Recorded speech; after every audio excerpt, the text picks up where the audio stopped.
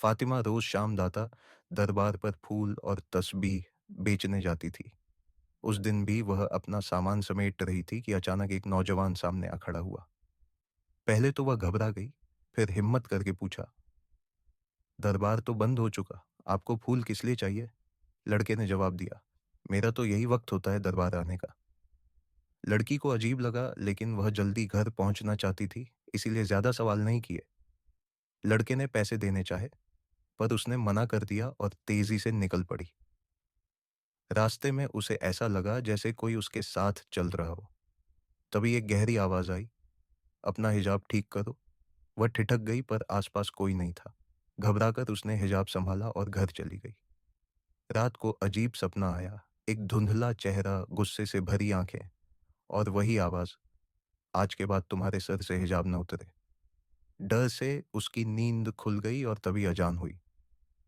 वजू कर वह नमाज पढ़ने लगी। तभी उसे एक मीठी खुशबू महसूस हुई, मगर अम्मा को कोई खुशबू नहीं आई। सुबह जब वह दरबार पहुंची तो माहौल कुछ अजीब था। आमतौर पर भीड़ रहती थी, लेकिन आज वीरानी थी।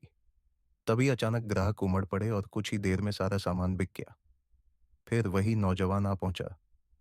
कुछ फूल मिल सकते हैं, लड़की ने कहा। सब बिक चुके। वह मुस्कुराया, एक बार देख तो लीजिए। लड़की ने चौंक कर खाली जगह की तरफ देखा। जहां उसका सामान बिक चुका था, वह ज्यों का त्यों रखा था। वह डर गई। लड़का हल्के से मुस्कुराया और कहा, अब तो फूल दे देंगी। जाते जाते उसने कहा, हर बात पर परेशान मत होइए, और अम्मा जहां शादी के लिए कह रही हैं, मान लीजिए आपके लिए बेहतर होगा।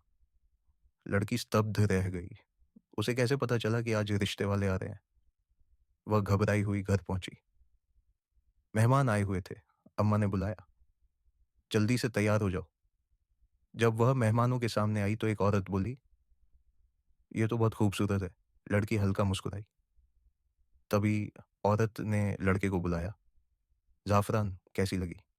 जाफरान? नाम सुनते ही लड़की के कान खड़े हो गए। उसने चौंक कर सामने देखा, वही लड़का। उसका दिल जोर से धड़कने लगा। अम्मा से बोली, अम्मा ये तो वही लड़का है। अम्मा और मेहमान हैरान रह गए। अम्मा ने पूछा, कौन लड़का? लड़का मुस्कुराया, फातिमा, अब तो तुम मुझे पहचान ही गई हो। लड़की के रोंगटे खड़े हो गए। उसने हिम्मत जुटाकर पूछा, तुम कौन हो? लड़के ने उसकी आंखों में देखा और कहा, मैं वही हूं जो तुम्हारी हर पुकार पर मदद के लिए होगा। जब भी तुम जाफरान जिन पुकारोगी, तुम्हारी मदद हो जाएगी। लड़की के हाथ पैर ठंडे पड़ गए। ये सब क्या था? वह सोच रही थी, क्या ये कोई इंसान है भी या नहीं? तभी लड़के की माँ बोली, बेटा, तुम्हें कोई और पसंद है क्या? लड़की ने झट से सिर हिलाया, नहीं, ऐसी कोई बात नहीं।